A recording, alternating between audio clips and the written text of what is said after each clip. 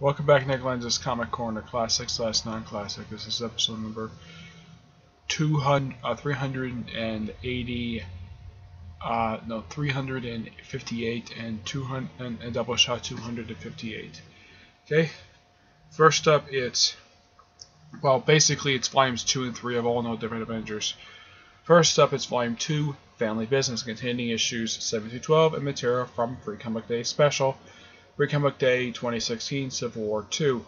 Written, of course, by the awesome Mark Waid. The covers are done by Alex Ross, and the interior artwork is done by Adam Kubert. Alan Davis has a Free Comic Day issue, along with, M.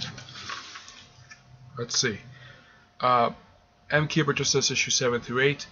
Alan Davis has the Free Comic Day issue, and Mohammed Assar does issues 9 through 12. Okay.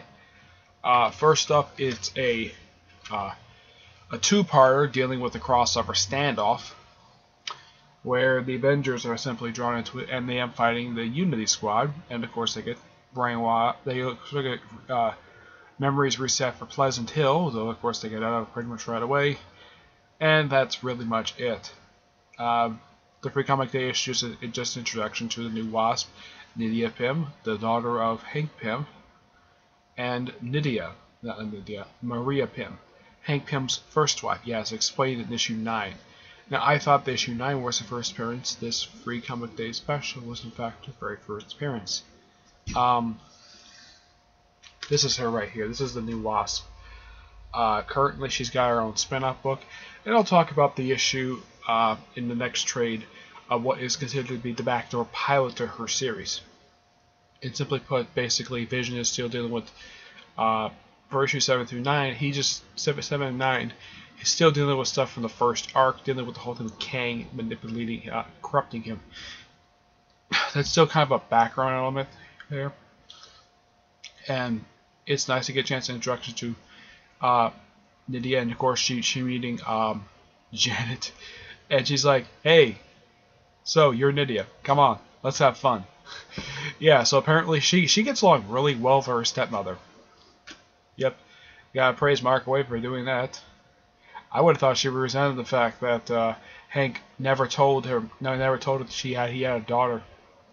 Now my guess is the reason why they actually created an actual 616 version of the daughter of Hank Pym is because he has one in the movies, and of course MC2. Though her name is not Hope, it's Nydia. But it's a similar premise. So you got to praise Mark Waid. My guess is also he was probably suggested to put her in there, or this is probably planned months ahead of time, like normally stuff is, to put her in the comic book. Yep. The last 3 issues is simply continuing from the. It's just a tie-in to what goes on in Nova. Just the Avengers going to Negative Zone, hoping to find Sam's father, because it was revealed after the first story arc that he's a clone, and as far as I know, currently, they still have not resolved that little storyline. Because once again, we thought the storyline was finished. Nope. The guy who we found was a clone. Yep, and this 3-parter is simply just having the Avengers go to Negative Zone, encountering Annihilus. There's a reference to Marvel, the original Captain Marvel. And you also had Negative Ants. Sorry about that. My dad went up my dad decided to set the car alarm again. Yeah, that's nothing unusual. That's what that sound is. But all the issues in here are really good. It's nice to see Annihilus. So, come on, Dad, really? Thank you. Anyways, it's nice to see Annihilus again, fighting Avengers first time in a while. And he gets defeated, obviously. And of course, the thing leads into stuff with Civil War 2. But this is still good. 9 out of 10. Alright, next up is Volume 3, Civil War 2, containing issues 13 to 15 and number 1. The thing with these issues, they're all standalones. And they're focused on the various people. 13 is basically a focus on the Vision. And simply put, that issue is just set up for the first arc of the relaunched Avengers. Basically what happened right after this, simply put, like Vision stealing Kang as a baby from his crib. Yeah, simply put, that's set up for Kang War. That's simply when it comes to that one. Yeah, it's like these last 3 issues are just set up for other stuff. 14 is simply a backdoor pilot to um, the the Unstoppable Wasp book. Yeah, that's really the whole point of it. Yeah, and that's I think it's Jeremy Watley. I think he's the one who co-writes that issue with the whole thing with the female with the new Wasp. Adam Kubert does all the artwork in these issues, and of course, Alex Ross does the covers. The last issue is focused on female Thor. It doesn't really set up anything, not that I know of. It's just her talking to Heimdall and exploring various Avengers history. Oh, and I should point this out. I'm thinking though, this is a modern day comic book, and normally you would see this in the 90s, but look at this. Wow, look at this. We haven't seen this in the 90s. Basically reading a comic book on its side. Though it's drawn really well and it's paced really well too. But was this really necessary?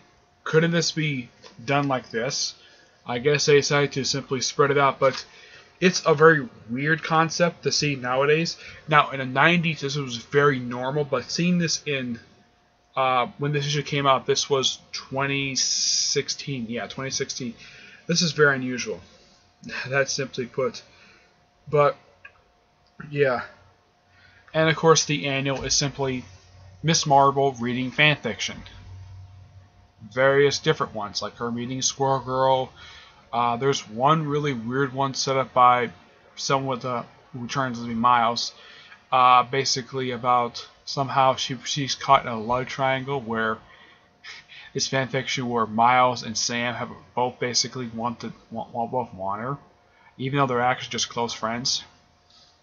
But it's quite funny for what it is. Now the stories in here for the annual are written by various people. You have G. Willow Wilson, Mark Waid obviously does the annual because he's a regular writer for this series. Natasha Allegari, who also does the artwork for one of the issues.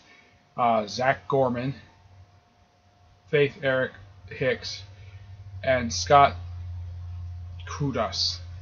The artists are, well, 3 of whom are already named. Of course, there's also Muhammad Assar, who's done regular issues of the series.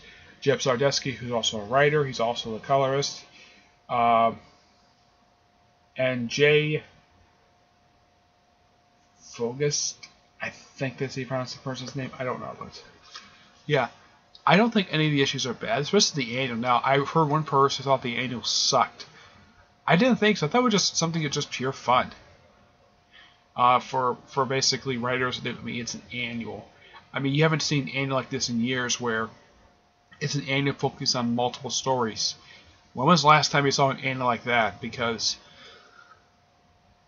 annuals in the past, let's say 10 years, have generally been like 1 or 2 stories. There was at least 4 stories in this annual. And it's very rare you ever see an annual basically do that nowadays.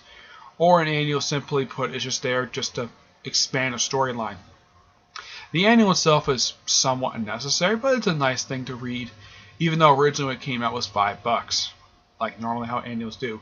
This one I can accept being annual number 1 because the title, All of the Different Avengers, despite the fact this is the last one called this.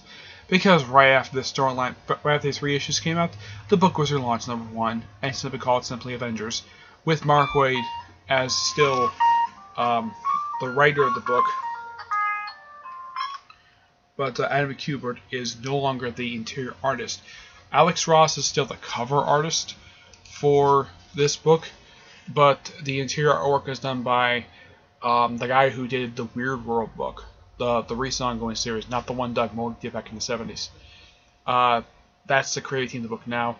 And I should also point out that with that book, Iron Man, Miles, Sam, and Camilla are no longer in the team. And there's a reason for this. Because Sam, Miles, and Camilla quit and formed the Champions, Iron Man is in a coma. That's simply the whole point of it. And Nydia joins this roster, which is nice. I got praise mark for putting her on the roster, along with Hercules, Spider-Man, and that's it. That's all who joined. So 4 people leave, and only about 3 people replaced them. As far as I know, that's it. They apparently couldn't recruit the Scarlet Witch, despite the fact that she apparently is, well, done with her ongoing series. I'm going to give this 9 out of 10 also. This was really good. And this is the last trade for all new Avengers, because I'm sure the next one's going to be just Avengers. Alright, that's it for this episode. Stay tuned for the next episode, which is episode 359 and Doubleshot number 286. Okay? But until then, I will see you there. Bye.